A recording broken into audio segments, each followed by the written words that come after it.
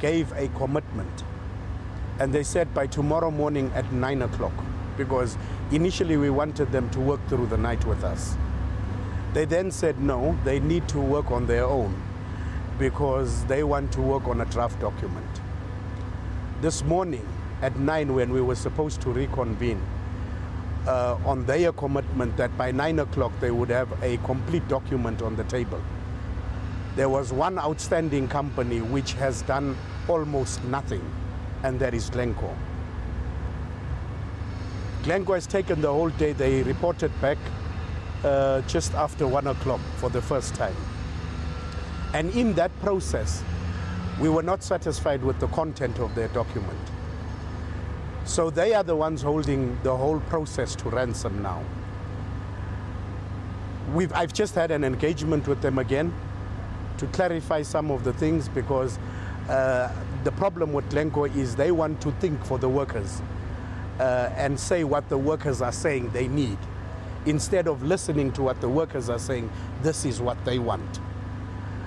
That holds the process, or has brought the process temporarily to a complete halt. Chamber has requested us to allow them space to engage Glencore. It is unfortunate, but for now, it is a luta continua until Glencore learns not to hold this country to ransom. The problem with Glencore is, in terms of their application from old order to new order license, they have committed in terms of the mining charter that they would have housing in place. The shameful matter here is that they don't even own a housing policy. This is the extent to which they show total disrespect for this country's legislation, for this country's people, and for this democratic society in which we live, and for the democratic government. And Glencore must not be allowed to continue with this undermining and disrespectful behavior. Please tell us about the other companies. Are you happy with what they've offered, and have you decided not to accept until Glencore also comes on? It would be mischievous of me to say we are happy with what the other companies are saying. I am a mere mouthpiece. I represent a mandate from members. What I can say, though, is that the offer looks like something that we can take back to members. It is they who will say whether they are happy or not happy. Unfortunately, this team are mere messengers. When is the chance that you could get back to the table with them? On Monday, Tuesday, next week? Well, they've asked for a caucus for now. If they are serious, I am dedicated, together with this team, on behalf of our members. We can work through the night, but there must be commitment to work through the night. And Glencore has to start showing that commitment towards working through the night and finding an amicable solution. Are you less optimistic about finalizing a deal today? To be honest with you, this morning I was quite optimistic, but I'm more and more losing faith in my optimism. Have you taken a decision as the union that you are not going to accept and sign with other companies when Glencore still remains outside? You must remember, we are in a centralized bargaining environment. Centralized bargaining environment means that all the parties come together under an umbrella. In this case, it is the umbrella of the Chamber of Mines, who represents all the employers.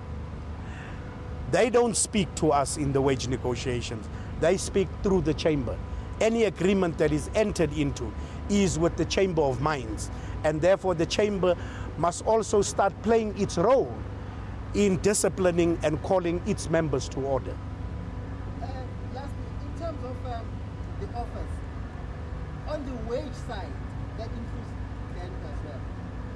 Are you happy that you've got something you can refer back to members? In other words, is the housing issue the main sticking point right now? No, it's not the housing issue. They're trying to sneak. Housing is not a demand.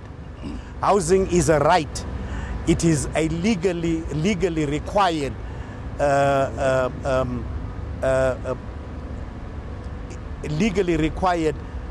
item. Because when you apply for mining right licenses, you say, I commit myself to ensure that my employees will not live in single-sex hostels, but they will live in decent houses, which, if we have single-sex hostels, they will be converted into family units. That's what you commit yourself to. The item which we have, which is under disagreement, is the mere fact that harmonization is a key principle of correcting the imbalance of the past. And they want to bring in housing to divert from the commitment of harmonization. That is the issue here. It's not a demand of the NUM. They must not bring something which NUM did not demand. Has there been any movement from Glencore then? Because it seems like you're as far apart as you were when you got the strike notice all those weeks ago.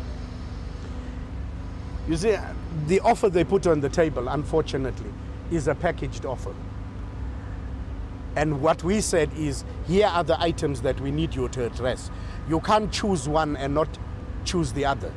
It's a package. You come to the table with the package, whether it's one that is the issue, whether it's two that is the issue, it culminates into one problem. It is not acceptable.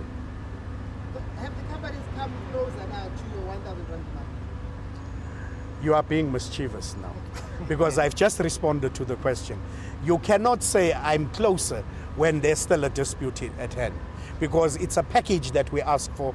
That package is to settle the deadlock and the impasse that we are currently in. You cannot say I'm doing this but not the other. You've got to commit to both of them. Then only are you closer to each other. So what is the issue here with Glencore then?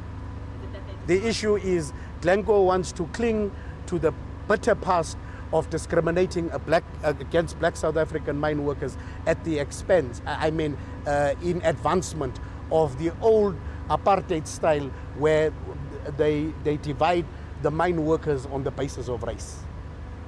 Okay, then the question is, it now maybe time to call on the Minerals and Resources Department if Glencore are in, what's the word I'm thinking of? In violation. In violation of the new mining license. Well, we've just told them that the Department of Minerals and Resources Inspectorate will have to come in and check whether they are compliant in terms of their application from old order to new order. It's a process that has nothing to do with the wage dispute, and therefore we're not going to be allow that to contaminate the process. Okay. Right, no, last one. I just want to find out, we just heard that there's been a sense of intensity when it comes to miners who are on strike, especially at Glencore, and in that the cars that are said to have been forged. Is that because of they getting a sense that there's a sense of reluctance from Glencore? I must be honest with you, I know nothing thereof. I've been locked in negotiations all day together with this team. If there is conflict, I cannot comment on that. If there is no conflict, I can neither comment on that. All I know is our members are out on strike, and our strike since Sunday has been peaceful without incident. Okay. Okay, awesome. Thank you, Jen. Thank you very much. Okay.